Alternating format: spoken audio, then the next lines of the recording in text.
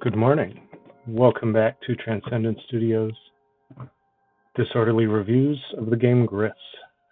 We're playing through this game and asking a lot of questions from the point of view of individuals who might have a disorder or have issues with social interactions, and walking through that together, looking at ways to be better people, and seeing if this game and our time together can help us do that. So welcome again to Gris. We're in the middle of level 4, as I call it, or the color yellow, and hopefully we'll be finishing that up today. And we welcome anybody on the chat to jump in, of course, with their stories, their victories, their hurts, their questions. This is all a place where we can come together, be better, and hopefully enjoy our own company and walking together. So here we go. As always, Gris is unique in that it doesn't really have save points that are easy to identify. So it usually throws you right back into a place you may or may not have already been. So we will see.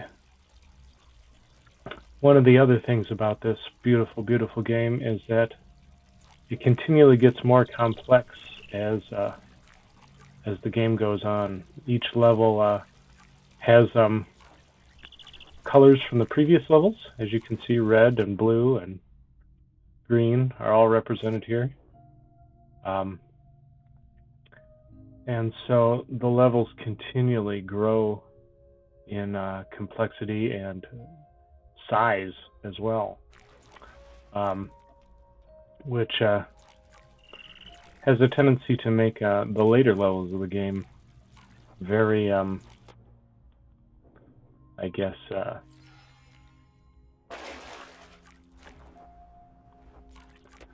very challenging, very long, very engaging, so to speak. The beauty is the game itself is gorgeous, and I feel continues to get more beautiful as the game progresses. So I really relish that about this game, where it doesn't feel like it's a long ordeal. However, it makes for more consistent streaming breaks a little more difficult.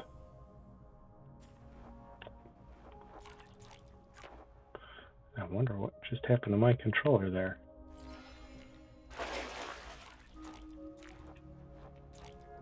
I'm pretty sure I jumped. Again, as you will all see soon, I'm one of the worst platformers on Earth. Which is why I enjoy watching things like Super Mario Maker. Because I can't do it. It's fun to watch people be very good at things that I'm not. Speaking of which, what are things you enjoy watching or participating in, so to speak, that you are horrible at and simply enjoy because you get to see what other people can accomplish and kind of watch the impossibility of it, be it baseball or cooking or just about anything else can kind of meet that category. What are some of your favorites? And does that encourage you to be better individuals in other areas of your life? Are you able to just simply enjoy it for the fact of enjoying it? How do those situations and those interactions really make you feel? Do they kind of encourage you and call you out to something different? Can you just simply enjoy it? What does it mean to you?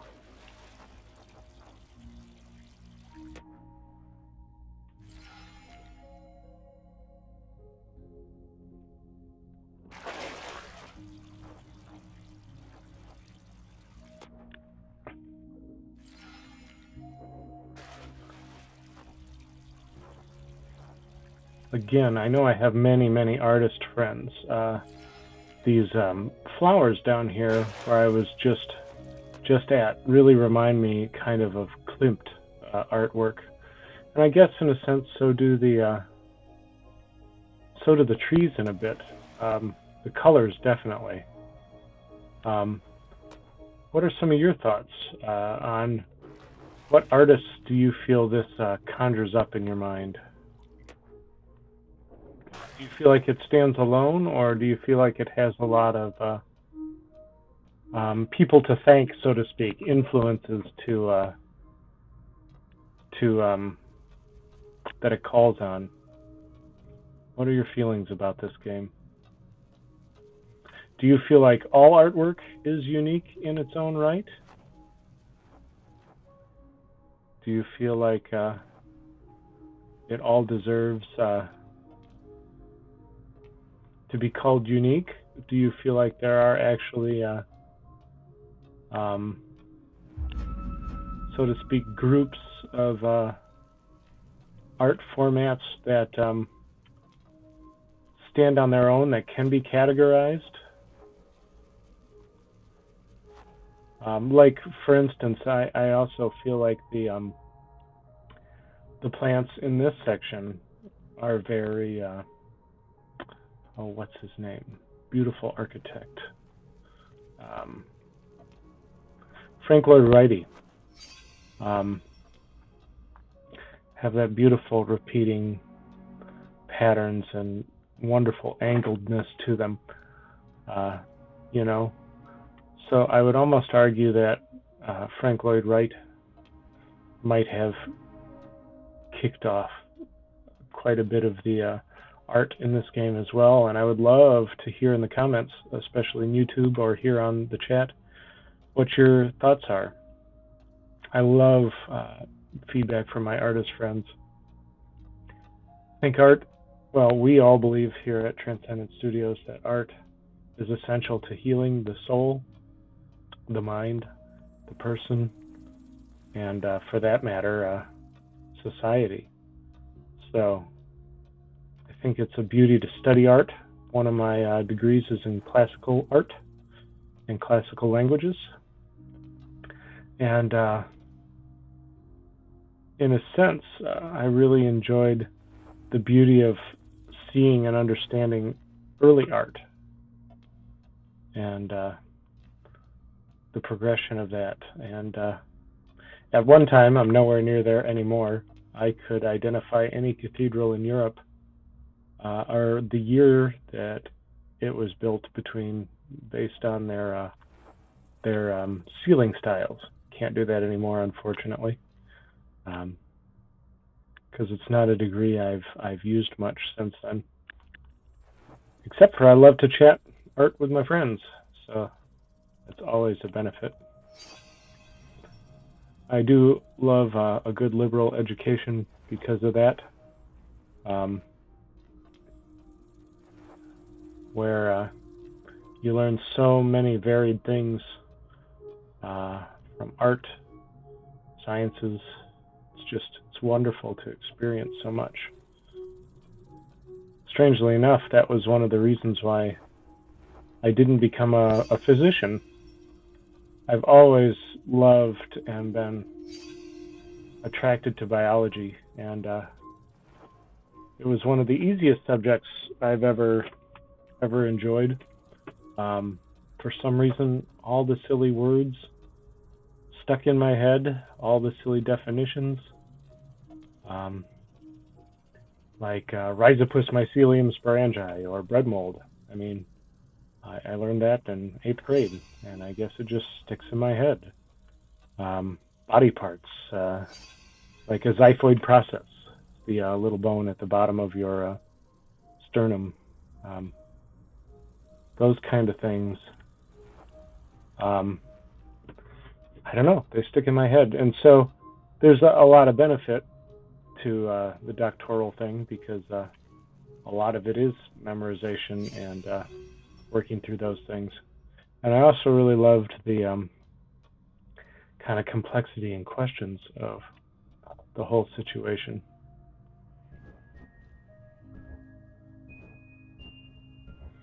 I didn't miss anything off that side.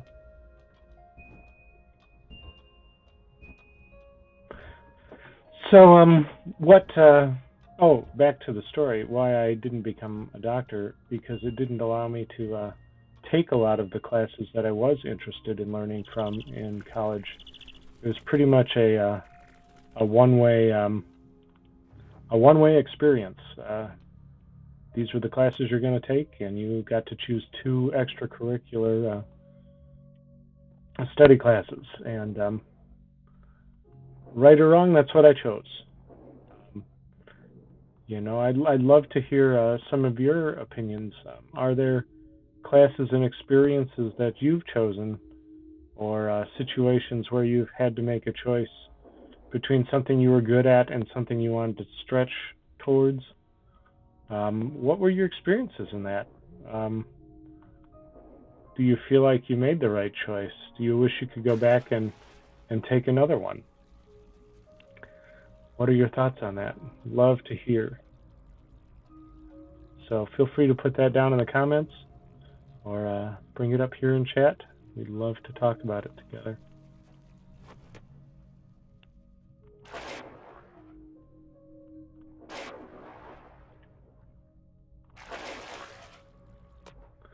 Looks like I've already been here. Again, some of the disadvantages and or complexities of these later levels is they have a tendency to all start looking the same. Which, not to play the analogy game too much more, can kind of feel like in life too. Well, let's see here. Okay, looks like we can go over here.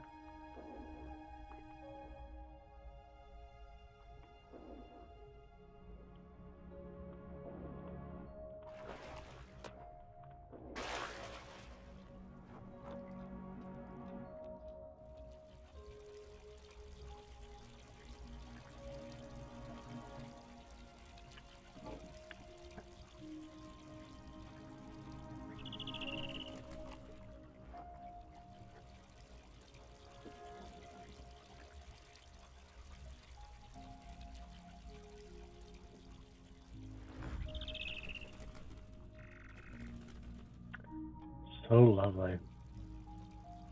This game is like walking through a beautiful art museum, I feel. And I think I really relish the, again, we've talked about this in previous streams, the your own kind of interpretive gameplay, where these are things that you can choose to feel, or images or thoughts that come to your mind. Because there's not really a story, so to speak, about and there's definitely not dialogue in this game, which I think lends to its beauty, in a sense, of being able to summon up your own story within the story. Is that how you feel about Gris? Are there other games that conjure up these same kind of things for you? Games that kind of force your own story, that force your own description and your own understanding about things?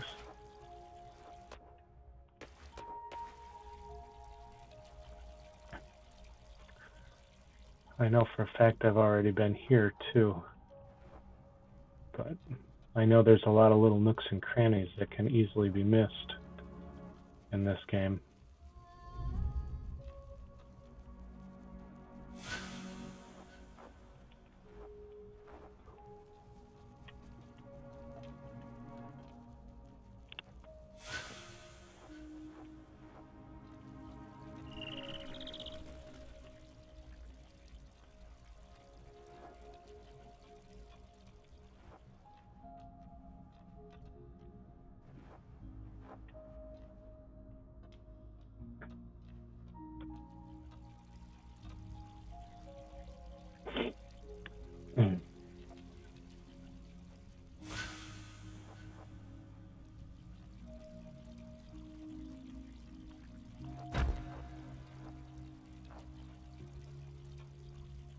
My terrible platforming prowess, and apparently a little leggy controller this morning.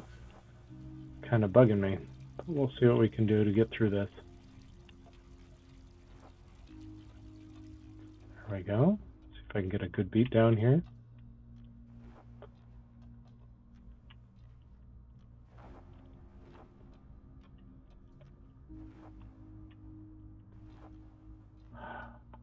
Totally missed it.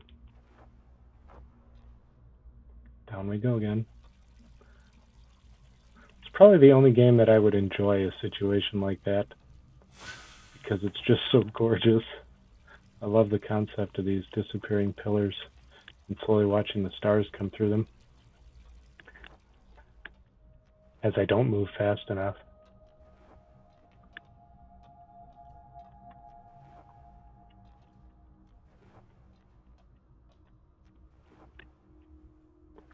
How do I overjump that every time? Well, there we go.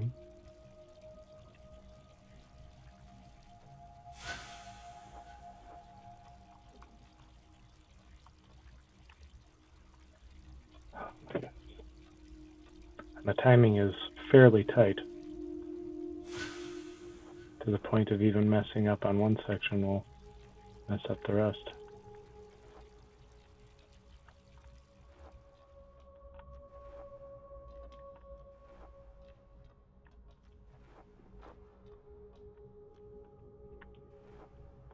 Maybe that isn't a platform.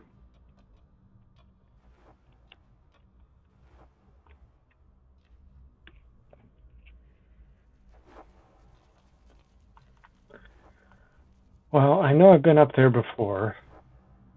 Well, I guess I got to go up there again. I don't know how I screwed up where I came from, but I have.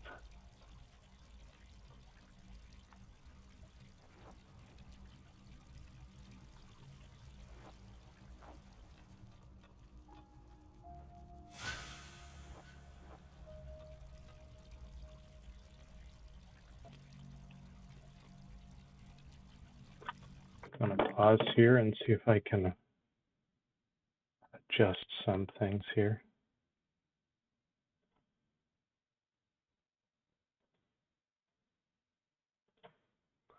Going to remove a couple of scenes here.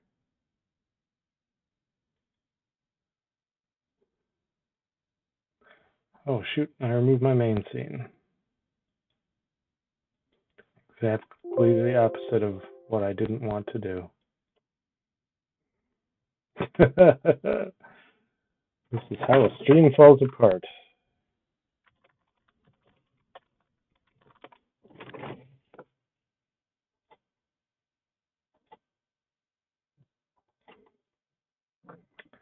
Thank you all for your patience.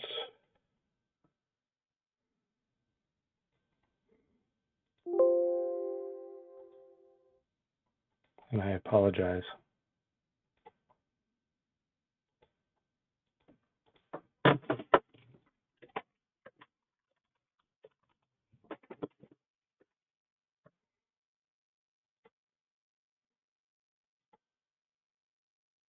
There we go.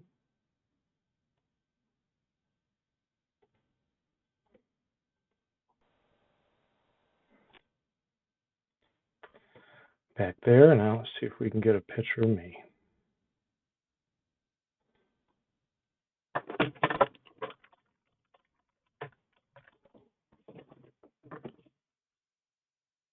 Ideal.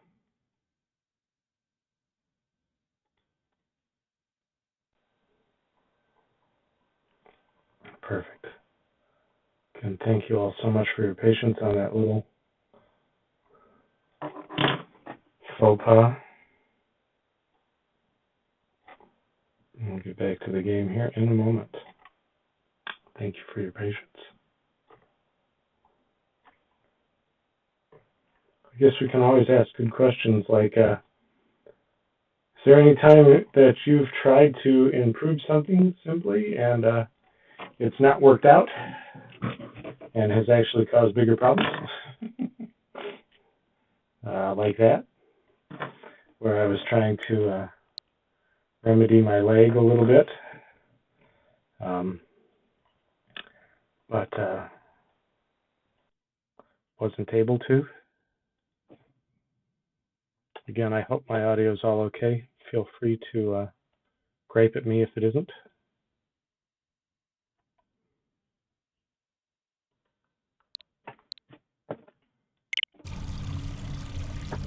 Sounds a little hot to me. We're going to turn that down. I apologize, everybody. There we go. So sorry about that. Hopefully I'll cut that out in the YouTube issues, and we'll go from there. Much more responsive. Perfect.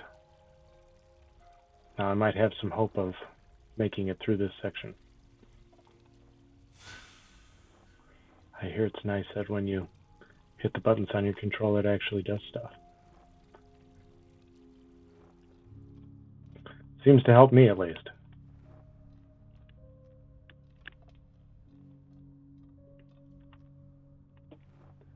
Oh, good Lord. Every time.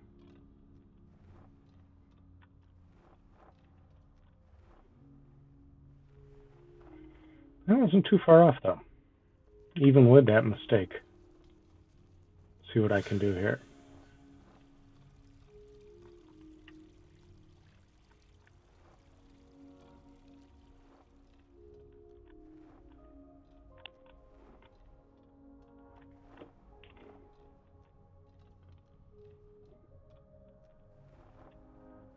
Oh my goodness. Cannot believe I keep doing that.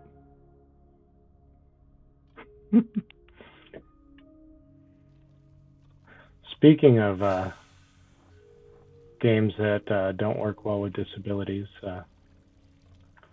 I, of course, am dealing with PTSD, Generalized Anxiety Disorder, and other things like that, which limits a lot of my games and is a new thing that I never expected to deal with ever in my life. And I thought, until I experienced it, that it was all just, I don't know, a lie, fake, or people with serious issues that didn't want to, I don't know, deal with real life. But the fact is, PTSD, Generalized Anxiety Disorder, and tons of other disorders are 100% accurate and real, and something that people have to deal with. And I think taking it to a little minutia part of life here, that that jump off of the staircases is difficult for me because I get so nervous about executing the jump correctly, instead of getting into a pattern and kind of trusting the system. And again, I'm not the most artful gamer by any means. And I know that that comes with time, and that may be a great example of how to heal from PTSD, or at least how to manage it. I don't know that being good at something is necessarily the response to getting rid of stress in it, because my previous job, I was a IT systems administrator and had been one for, I don't know, 15, 20 years. And I was very good at my job. There weren't parts of it that stressed me out. You know, viruses, computer systems going down, backups, whatever. None of that bugged me at all. The interesting thing was what ended up kind of ending me was an individual in the organization who falsely accused me of harassment and did everything she could to get me fired and thrown out. And eventually that just broke me. Even though I had tons of hours of recorded conversations with this individual, just to prove that I never said any of the things I did say to her. All the emails recorded, timelines, crap like that. I mean, it really was an amazing situation that if you ever listen to people like Dr. Ramani on YouTube, or forget what his name is, Dr. Carlton, I think, the other doctor that deals with narcissistic people and the abuses, and kind of the mental dissonance that can occur when things like that aren't taken care of or worked through in the appropriate time and in the appropriate ways. You can have some real mental issues, and I did. I had some genuine mental breakdowns, and I actually had physical issues because of it. It ended up killing me twice, and which was surprising and horrible. And I've dealt with physical repercussions for 3 years now, and I'm still coming out of it. Again, I'm barely at a place where I can play video games for much longer than half an hour because my eyesight fell apart so much during my sickness, until I found a drug last December to help me get my eyesight and my strength back little by little, and that's where I am today. So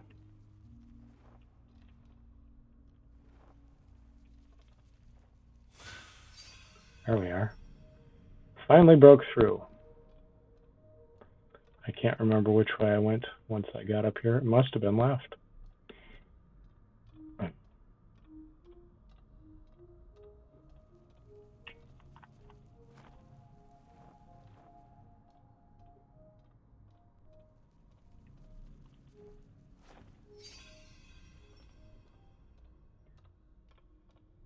Here's little flowers that I've already awoken by singing. I think that's this game's way of kind of breadcrumbing you, helping you remember where you've been. I guess that's one of the disadvantages of quitting these levels halfway through, midstream, so to speak. You can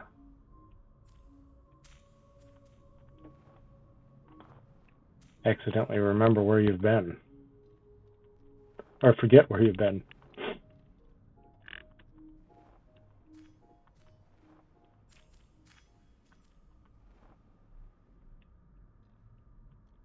Looks like I'll have to go all the way over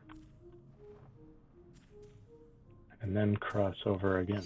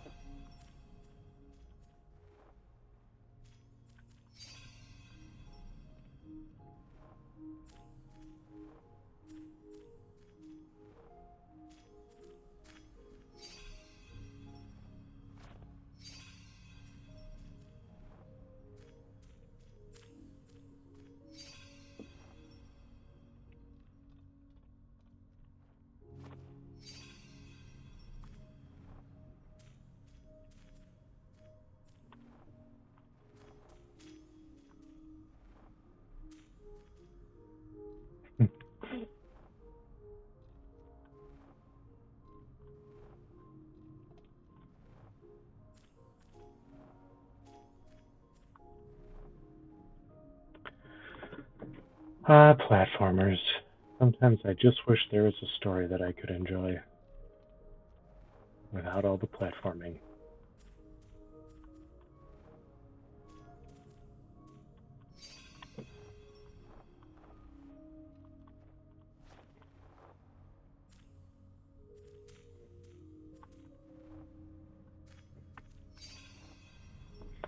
There we go. Seeing these little guys alive. See if there's something over here I can find.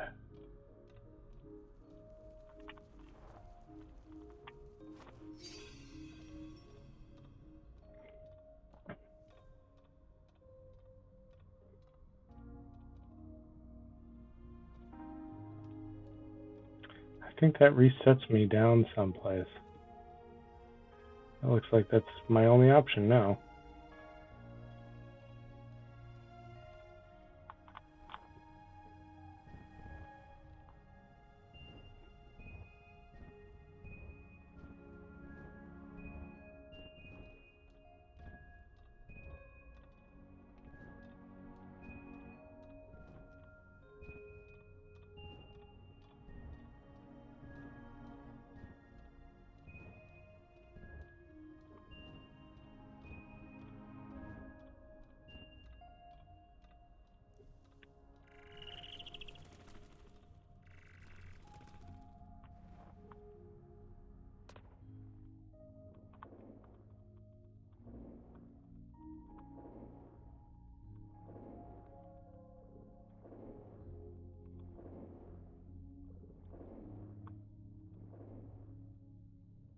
So far, what have your favorite parts of this game been?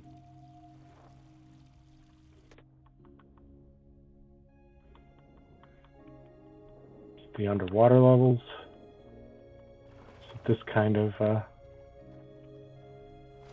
pastel-y zone? There's another flower I have not yet woken up.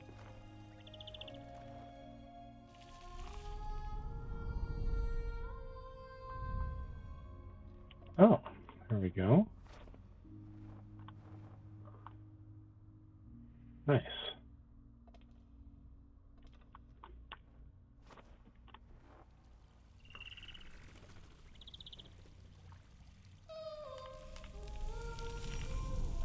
Perfect.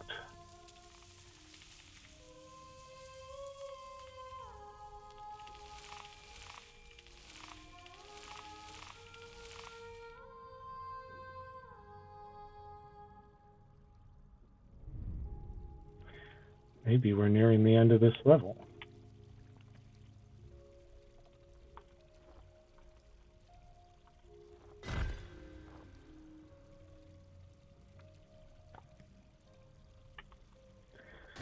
Not that I don't like it, but it would be nice.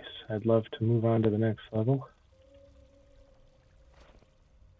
And probably call it a day in the chat world. My eyes are getting a little tired.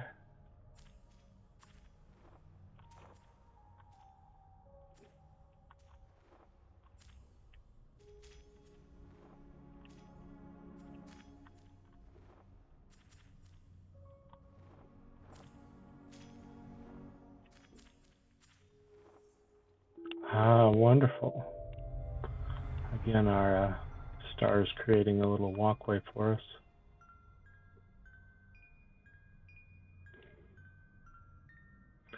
Again, the analogy of what I see as hope, creating the link.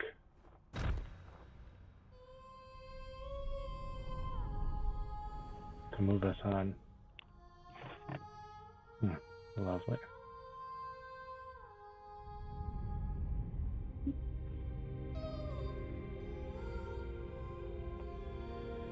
A little vertigo inducing there for anybody who has that based on PTSD and other stuff. I know that vertigo is a very common result of stress and anxiety. I found it interesting that it's something that I had never once dealt with in my whole life. I used to sail and never once got seasick in my whole life.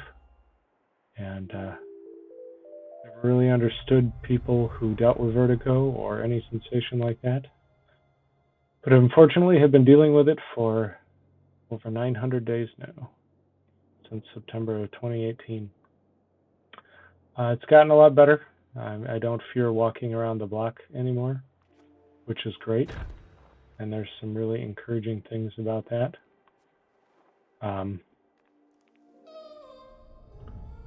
So I like that. But you know, vertigo, just like all those other things I didn't think was a reality, is a thing. And for everybody who deals with it and can't play the games that they love to play because of it, I feel you, and I'm sorry that you're dealing with that. It's tough. It's difficult and it's sad.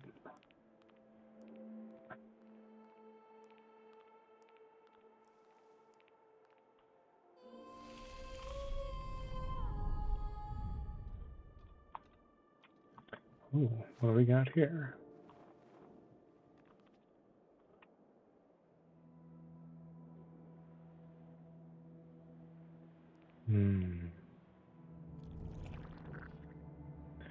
Interesting. Another one of those. Oh, more eel / bird / evil of the game is back. Oh. Now the evil has a face. And it looks like mine. That's pretty deep. How many people feel like they deal with an evil that is themselves? Well, I can tell you from my experience that that isn't true. The evil isn't you. The evil is a lot of other things. But the true you is one of the most incredibly beautiful and wonderful things ever.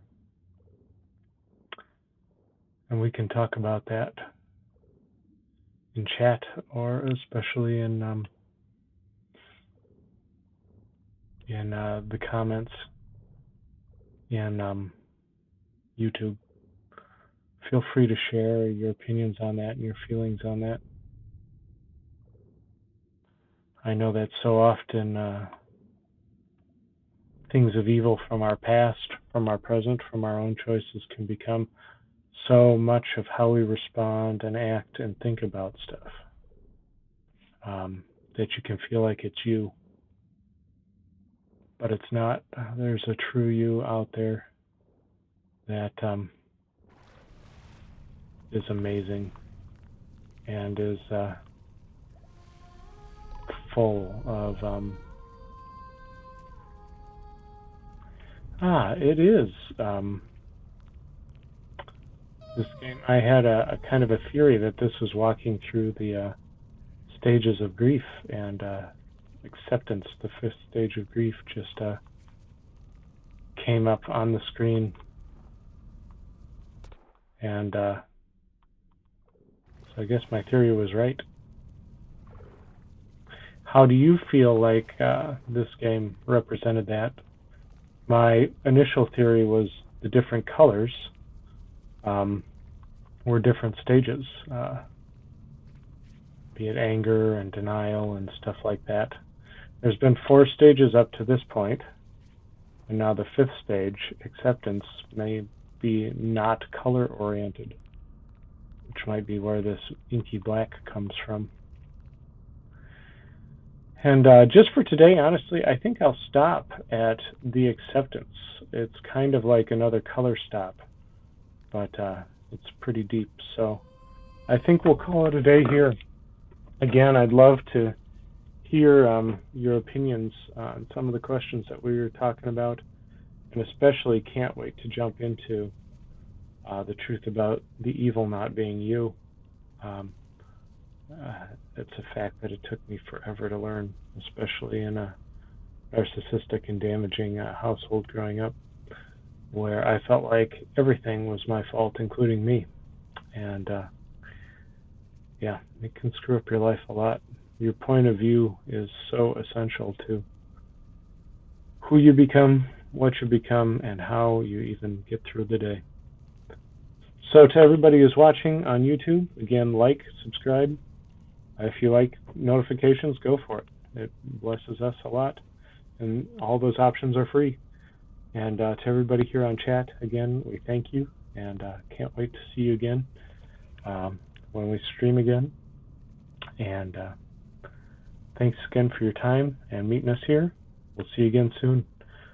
Remember, it takes other people to help you be who you need to be. And it takes loving yourself and knowing the truth. Hopefully we get to find that and discover that together. Thanks for being here, and have a great day. From Transcendent Studios and Disorderly Reviews.